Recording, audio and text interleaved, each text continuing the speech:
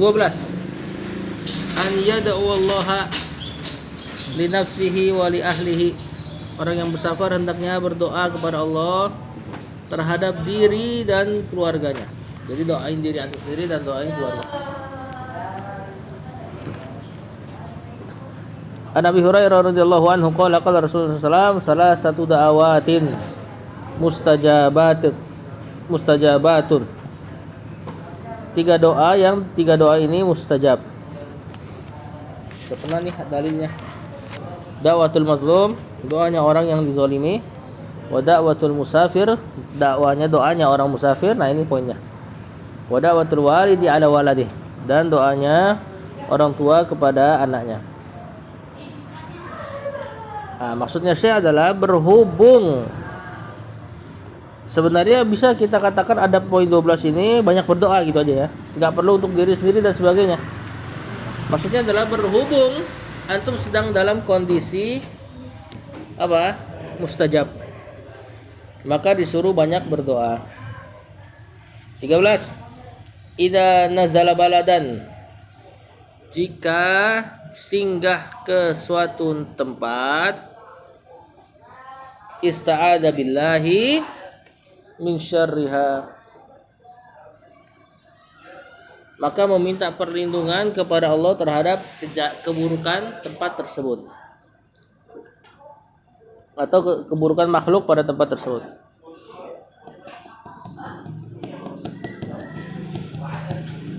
Apa doanya ini? Kita lihat hadisnya. Apa sih hadis terkait doa itu? Rawah Muslim an Khawlah binti Hakim as-Sulamiyah radhiyallahu anha qalat, sami'tu Rasulullah sallallahu alaihi wasallam yaqul. Ini perempuan yang dengar bahwasanya Rasul berkata. Apa berkata Rasul? Man nazala manzilan, barang siapa yang singgah di satu tempat. Nakirah, isimnya man, syarat, berarti siapapun yang singgah di suatu tempat apapun, tempatnya apa aja umum. Summa qala, kemudian dia mengatakan a'udzu bikalimatillahi tammati min syarri ma khalaq. Aku berlindung dengan kalimat-kalimatnya Allah yang sempurna dari keburukan ma khalaqa, yang ia ciptakan. Kalau ngucapin ini, lam yadurruhu syai'un, sesuatu apapun tidak akan bisa memudaratnya. Sesuatu apapun, umum juga nih. Syai'un nakira pada kalimat penafian. Hatta yartahila, sampai dia pindah ke satu tempat lain. Min manzilihi dzalika, dari tempat yang dia berdoa tersebut. Jadi kapan antum ingat doa ini, maka keburukan makhluk gak akan bisa memudoroti antum.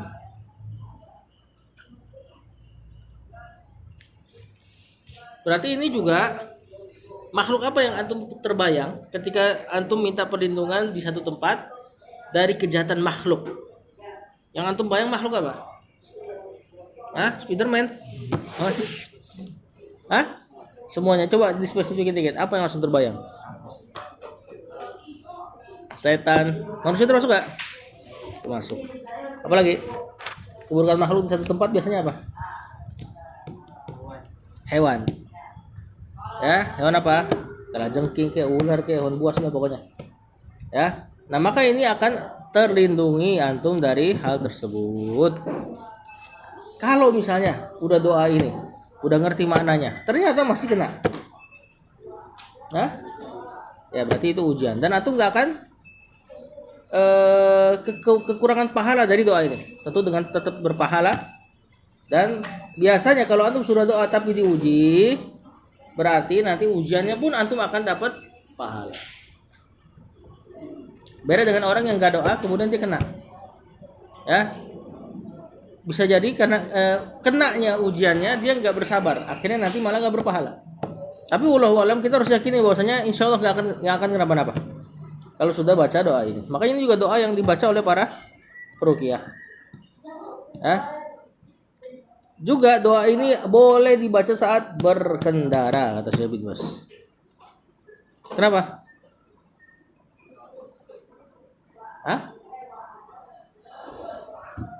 Kenapa berkendara boleh baca doa ini? Padahal tadi lafaznya singgah satu tempat. Karena ketika berkendara antum singgah di banyak tempat. Lewatin tempat ini cuman langsung lewat lagi kan? Kata Syekh bin Bas, kalau seperti itu maka antum bacanya gimana dong? Berkali-kali. Singgah satu tempat lewat lagi maka bacanya cukup di awal baca yang banyak. Gimana baca yang banyak? Hah? 3 kali. Jamak dalam kalam Arab 3. Ya, baca 3 kali saja cukup. Berarti di situ antum berlindung dengan kalimat-kalimat Allah. Minta perlindungan hanya boleh kepada siapa? Allah. Kalimat Allah berarti Allah. Hah? Kalimat Allah itu Allah apa makhluk? Makhluk. Allah benar. Ini diantara dalil bahwasanya lafaz atau kalamullah bukanlah makhluk. Paham nggak? Kalamullah makhluk maksudnya apa? Yang orang sering gembor-gemborkan. Al-Quran itu makhluk maksudnya apa? Maksudnya bukan Allah yang ngomong, tapi Rasul atau Jibril. Di antara makna kalamullah makhluk. Jadi Al-Quran itu sebatas kalamun nafs, bahasa dalam hati. Dan nggak ada suaranya. Mereka menetapkan Allah itu berbicara tapi nggak ada suara, nggak ada huruf. Nanti Al-Quran kita itu lafaznya Muhammad atau lafaznya Jibril minimal. Ya, ini benar nggak akidah seperti ini? Tentu enggak. Antum yang belajar bahasa Arab akan ngerasa kok perbedaan i'rab, bahkan nanti kalau belajar balaghah perbedaan sastra antara Al-Qur'an dengan hadis. Ada perbedaannya. Bahkan hadis qudsi sama hadis Rasul beda gak? Feel-nya tuh rasanya beda gak? Biasa hadis qudsi lebih dalam kan bahasanya kan? Depan bahasanya rapi, ujungnya sama semua biasanya. Adapun hadis enggak selalu seperti itu. Nah, kalau misalnya memang benar yang mereka duga bahwasanya Al-Qur'an kalamullah adalah ucapan Rasul atau ucapan Jibril, ucapan makhluk otomatis makhluk. Benar enggak? Sifatnya makhluk enggak? Tangan antum makhluk apa khaliq? Makhluk. Allah. Yadullah, tangan Allah. Makhluk khaliq? Khaliq. Baitullah. Makhluk. Walaupun disandarkan ke Allah tapi bait jelas. Rumah Allah, Baitul Haram misalnya makhluk. Wajhullah khaliq. Naqatullah makhluk. Onta saudara, masa onta itu mobil khaliq? Nanti ada onta setengah dewa lagi kan enggak? Gimana cara bedain? Ketika isim diidhofahkan ke Allah, cara bedain dia makhluk sama bukan? Cara bedainnya, kalau yang makhluk dia bisa berdiri sendiri. Baitullah, bisa bait berdiri sendiri? Bisa. Yadullah, tangan. Kalau pada makhluk tangan bisa berdiri sendiri, jalan-jalan tuh. Bisa? Enggak bisa. Berarti kalau disandarkan ke Allah, yadullah sifat dari Allah. Idhofatus sifat. Wajhullah khaliq tadi antum bilang kan? Karena kalau pada antum wajhuka, enggak mungkin wajah antum jalan-jalan sendiri. Lagi tidur badannya enggak punya wajah, wajahnya jalan-jalan. Nah, berarti tatkala dikatakan wajhullah berarti wajah Allah sifat. Ya, apalagi sekarang coba yang diidhofakan kepada Allah dan dia makhluk selain Baitullah sama Naqatullah.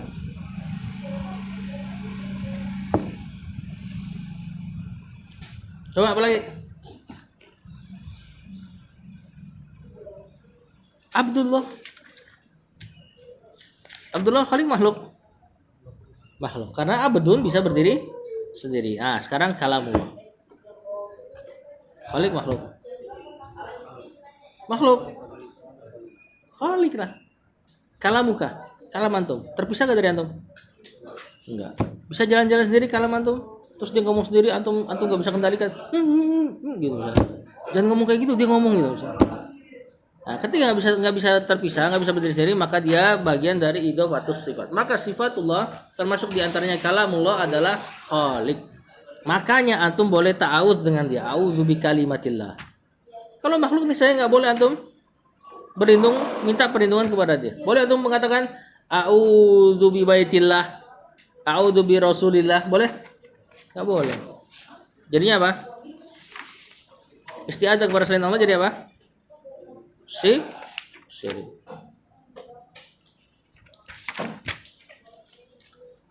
Ini terkait doa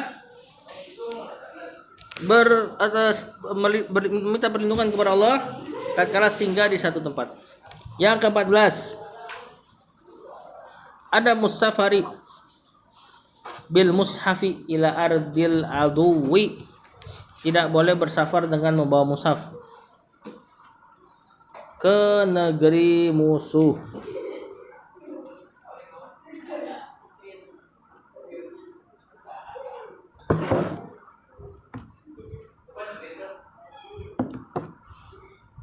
Nah, gimana dong? Boleh gak antum safar bawa mushaf ke Jepang? Hah? Boleh gak?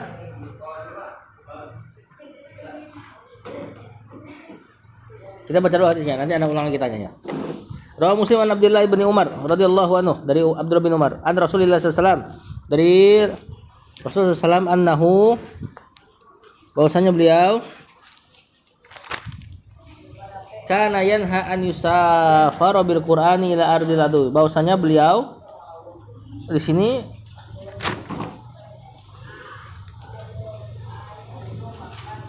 bahwasanya Nabi SAW melarang untuk bersafar dengan Quran ila ardil adu, ke negeri musuh, makhafata an yanalahul adu, takut musuh merenggutnya, lalu nanti dihinakannya dan sebagainya, diinjak-injak, dibakar dan sebagainya, dikencingin. Nah, gimana nih? Boleh gak kita bawa Quran ke Jepang? Boleh. Terus gimana yang nggak boleh? Amerika. Banyak Amerika muslimin, ada mushafnya di situ. Hah?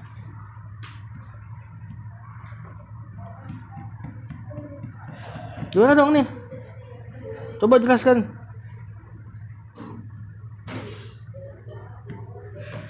Jadi hukum asalnya tidak boleh. Illa iza amina alaihi. Kecuali kalau aman dari gangguan sekiranya. Berarti model-model negeri-negeri yang lagi perang. Seperti negeri yang memang aktif lagi memerangi kaum muslimin. Ya, seperti Israel dan sebagainya. Itu nggak usah bawa mushaf ke sana. Ya, nanti akan dihinakan. Adapun negeri-negeri yang dalam kondisi aman, perjanjian perdamaian, maka nggak apa-apa. Bahkan kalau ada hajat perlu lebih bagus. Yang antum bisa berdakwah di sana, butuh Al-Qur'an. Yang ke-15, an la tusafirul mar'atu illa ma'a mahramin. Tidak bersafar perempuan jika tanpa mahram.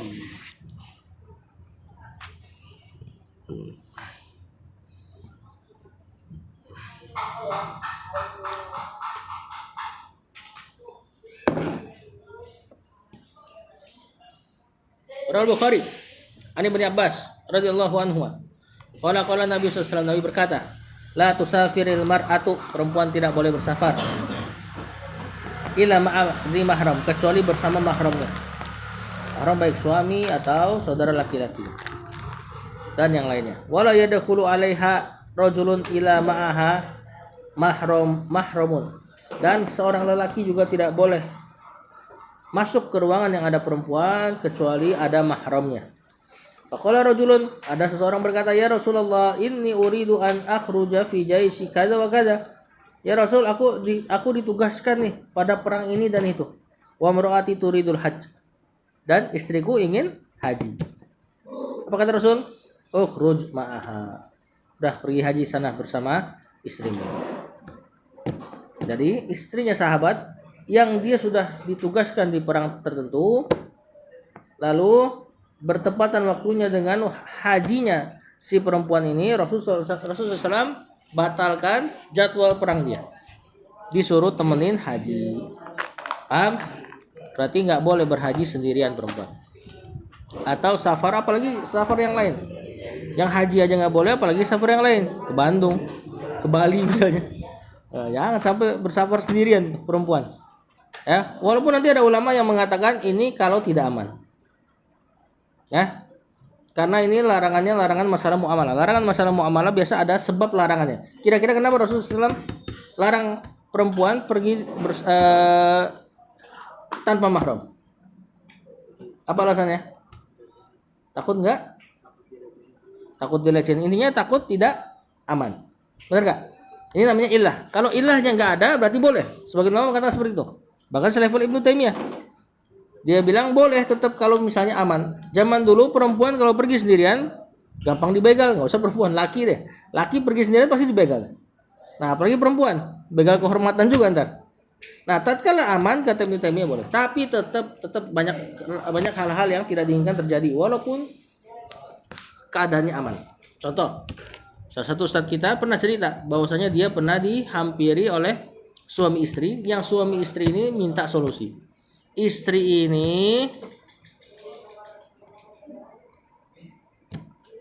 ini bahkan bukan tanpa mahram. Istri ini berhaji sama suaminya. Satu rombongan itu ada suami lain yang tidak ada istrinya. Istrinya lagi di rumah, lakinya haji sendirian. Terjadi cinlok antara istrinya si fulan yang suaminya ikut haji antum bayangin, dengan suami yang istrinya nggak ikut haji. Sampai ketika tawaf lirik-lirikan, ini ada mahram nggak si perempuan ini? Ada. Yang ada aja begini modelnya, ya. Jadi kan istrinya cadaran, bayangin cadaran. Kemudian pas tawaf kan nggak boleh pakai cadar, ya kan? Akhirnya si suami yang nggak punya istri, istrinya di rumah, ngelirikin terus. Istrinya juga sering curi-curi pandang. Akhirnya saling curi pandang. Allah, mungkin karena itu termasuk maksiat kan, nggak bisa jaga pandangan. Di rumahnya lagi di Baitul Haram. Maka Allah tanamkan kecintaan kepada istri tersebut. Akhirnya sampai rumah katanya si istri ini jadi penasaran terus. Di stalking sosmednya si cowok ini ngapain. Sampai akhirnya mereka berdua ngerasa bersalah. Datang ke salah satu guru kita. Minta solusi. Antum bayangin, ini kondisinya bukan gak ada mahram. Aman kondisinya. Yang aman aja kalau antum ngeremehin bisa kejadian kayak gini. Apalagi kalau misalnya tadi nggak ada mahramnya tuh kalau perempuan. Seandainya itu perempuan pergi nggak ada mahram, lebih bahaya lagi. Ya, maka walaupun ada ulama yang mengatakan bahwasanya boleh kalau aman tetap harus diwaspadai. Ya, masalahnya ini aman gak aman ini bukan masalah aman begal doang. Tapi aman terhadap zina gak? Zina mata, zina yang selainnya. Ya, kalau tidak aman lebih baik jangan main di tepi jurang. Kemudian yang ke-16, an ya'rifa fiqhus safari wa ma fihi min rukhasin. Hendaknya mempelajari fikih safar dan apa-apa yang ada padanya, atau enggak, dan rukhsah-rukhsahnya dan keringanan-keringanannya.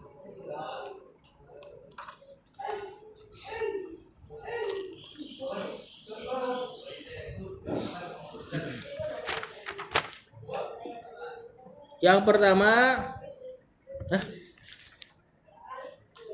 ada fil ibadat, keringanan-keringanannya dalam ibadah.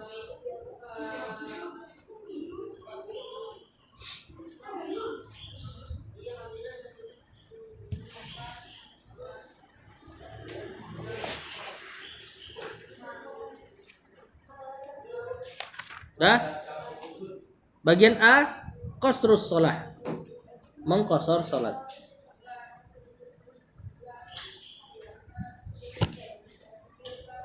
Apa makna qasar? Hah? Qasrus shalah artinya? Gak ada suaranya, saudara? Hah? Apa? Memerlukan. Memendekkan.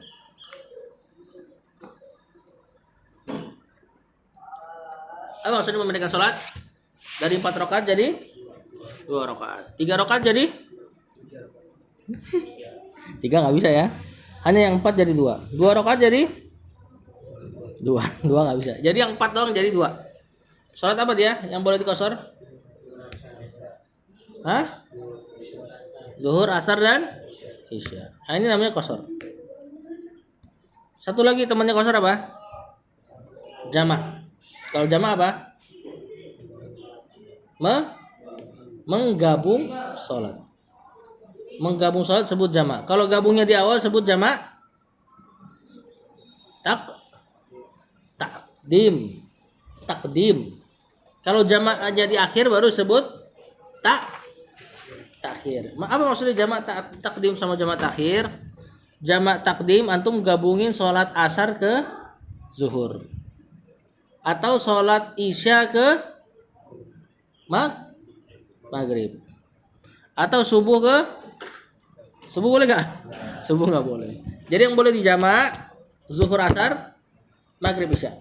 Kalau yang sholat yang setelahnya ditarik ke depan, berarti asar ke zuhur, isya ke maghrib, namanya jamak takdim.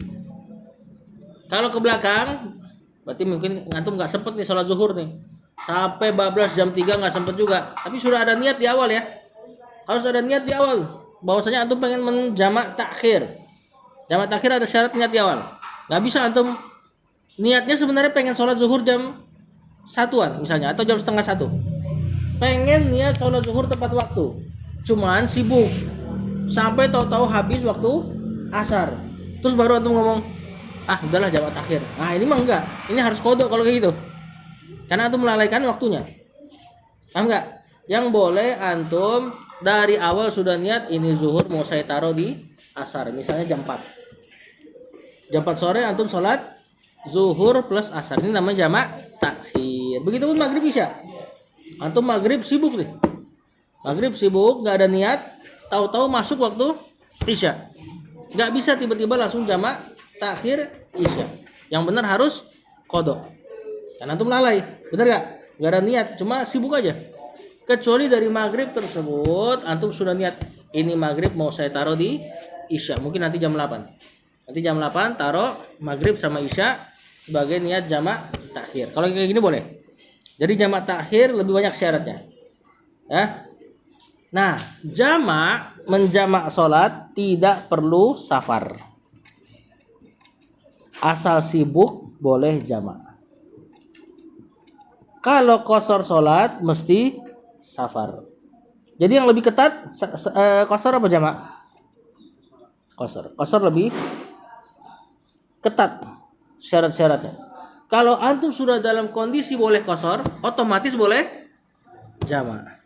Kalau antum kondisi boleh jamak, belum tentu boleh qasar. Misal boleh jamak tapi nggak boleh qasar gimana? Apa? Nggak safar. Tapi ngapain antum kok bisa nggak safar tapi antum boleh jamak, gimana caranya? Apa? Di atas gunung. Rumah antum di gunung. Antum kalau di atas gunung berarti safar berarti. Ayo gimana? Jamak apa yang boleh tanpa safar? Apa? Jangan malu-malu saudara. Salah nggak apa-apa. Ketiduran mah bukan jamak saudara. Ketiduran mah memang dimaafkan antum oleh syariat. Antum ketiduran, kemudian bangun, yang penting langsung sholat ya. Nah, itu nggak apa-apa. Dokter misalnya, operasi kan bisa berjam-jam, dan nggak bisa tunda, nggak bisa antum sholat dulu, jantungnya di luar orang.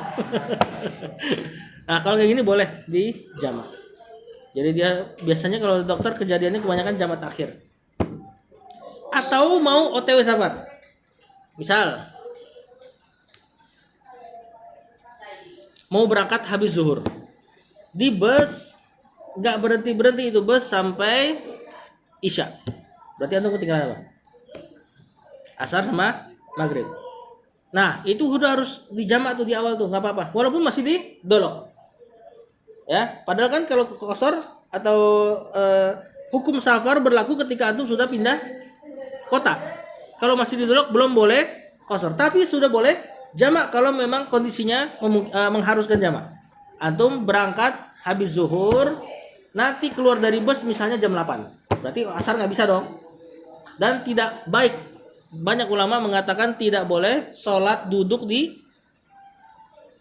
kendaraan pada sholat wajib.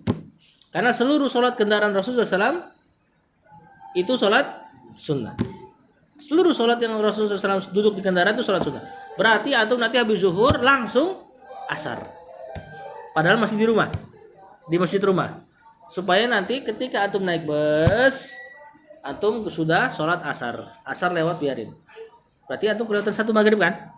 Nanti pas masuk waktu maghrib, niatkan langsung jamak takhir. Paham nggak? Jangan pas udah maghribnya lewat. Nanti kalau pas maghribnya lewat nanti antum kodok. Nah, kemudian kalau misalnya pas di jam 6 sore tersebut masuk waktu maghrib, kemungkinan udah di luar kota belum? Antum berangkat dari sini 12, udah 6 jam tuh. Kemungkinan udah di luar kota belum? Udah. Maka sekalian nanti jamak takhirnya plus apa? Qashar. Jadi nanti antum maghrib 3 langsung iqamah. Kemudian langsung sholat 2 rakaat sholat isya. Paham nggak kondisinya nih? Ini memudahkan banget nih nanti antum safar. Ya. Terus gimana jarak safar? Jarak safar diperselisihkan. Ada yang bilang 80 km, ada yang bilang 70-an. Ya. Intinya ambil paling jauh. Kemarin terakhir anda lihat ada ulama yang mengkonversi dan sekitar 80 km. Genepin aja lah 80. Kalau antum safar ke daerah yang di atas 80 km baru boleh qashar. Walaupun Rasulullah SAW mengqashar sholat padahal jaraknya sangat dekat. Pernah. Ya, pernah Rasulullah SAW keluar dari Madinah dan jaraknya sangat dekat. Anda lupa di mana. Paling sekitar 19 km kalau nggak salah. Dan dia qashar sholat. Nah, cuma nanti ini terlalu mudah nanti. Orang-orang akan pergi ke sono sebentar dia qashar. Nanti kalau di qashar nanti dia nggak mau puasa juga. Karena katanya safar. Padahal keluarnya cuma 20 km nggak mau puasa. Nah, ada orang kayak gini loh. Ya, setiap bulan Ramadan dia pergi mah bayangin. Dalam rangka mencari rukhsah. Kalau ini nggak boleh nih. Kalau ada orang yang nanya antum, Ustaz misalnya, Ustaz Zuhrub misalnya kan. Berapa jamak boleh berapa syarat seseorang dianggap qashar? Antum lihat nih orang nggak pernah ke masjid nih, susahin tuh jawabannya, bilang 90 km gitu, ya. Terus antum lihat dia ini kayaknya mau nyari-nyari rukhsah nih, jadi dia sebulan sengaja full pergi sama istrinya supaya nggak puasa Ramadan, susahin, kalau perlu susahin, jawabannya yang susah, ya. Kecuali ada beberapa orang yang memang butuh jawaban sebenarnya nggak apa-apa, misalnya ke Bogor dan dia memang orang yang soleh lah. Nah, itu bisa jadi ke Bogor tuh nggak sampai 80. Ya jawabannya sebenarnya, pokoknya seseorang dianggap bersafar. Kalau menurut ulama-ulama Hanbali, kapan seseorang dianggap bersafar? Ketika dia dianggap pergi jauh oleh urf setempat. Kita nih, kalau nginep di Bogor udah dianggap safar nggak? Udah dianggap. Walaupun ternyata 60 kilo atau 50 kilo. Paham? Tapi jarak standar kita bilang 80 aja. Ini jarak standarnya nih. Nah, nanti sebenarnya penerapannya bisa di bawah itu. Karena Rasul kalau nggak salah cuma berapa kilometer, 19 sampai 20. Berarti nggak tergantung jarak ini. Kapan seseorang dianggap bersafar? Bersafar tuh dia bawa baju penginapan, kemudian keluar kota. Ya, jangan aja tuh bilang keluar kota berarti Jakarta Bekasi dong ya. Itu nggak urf ini. Bekasi Jawa apa? Jawa Barat kan? Ini Jakarta Timur. Ya, tuh jangan bilang Bekasi ini. Walaupun dia luar kota, tapi urf kita kalau ke Bekasi safar gak? Enggak kan? Nah, jadi tergantung urf. Apa urf? Masyarakat anggapnya. Nanti ada satu kampung, antum pergi jauh kayak gimana dibilangnya nggak safar. Seperti orang-orang Sunda. Kalau antum tanya masih dekat gak bu ke daerah sini? Dekat kok, dekat. Antum jalan nggak tahu berapa jam. Nah, urf mereka lain lagi nanti. Nah, nanti dilihat dari urf. Ya, Allah. Di sini beliau katakan Allah berfirman, wa idza darabtum fil ard, kalau kalian bersafar atau berjalan di bumi, falaisa alaikum junahun an taksuru minas shalah, maka tidak mengapa kata Allah kalian memendekkan salat. Nah, mengqashar salat itu nanti ulama berselisih pendapat, apakah dia rukhsah? Rukhsah berarti apa? Keringanan dalam syariat. Atau dia sebenarnya hukum asal. Justru sebenarnya 2 rakaat itu hukum asal. Kalau Syekh Masyhur muridnya Syekh Albani, Syekh Masyhur Hasan Salman, beliau bilang qashar itu bukan rukhsah, justru asalnya. Makanya seseorang tidak boleh tidak qasar menurut beliau kalau lagi safar. Ya, karena dulu sholat berapa rakaat? Pertama kali dimulai 2 rakaat semua. Sampai nanti di Madinah kemudian baru ditetapkan yang mukim ditambah 2 lagi. Ya, kecuali maghrib memang 3 dari awal. Wallahu a'lam. Ini masalah qasar sholat dulu. Ya, tadi intinya adalah qasar sholat memendekkan yang 4 ke 2. Jamak sholat menggabung antara zuhur asar sama maghrib isya. Ya, jamak lebih mudah dilakukan. Tidak perlu ada qasar. Tidak perlu ada safar. Qasar hanya boleh dilakukan ketika sudah menempuh jarak jauh safar. Berarti yang boleh di qasar sudah pasti boleh di jamak. Yang boleh di jamak belum tentu boleh di qasar. Ya, wallahu a'lam. Yang mau ditanya enggak? Masalah ini.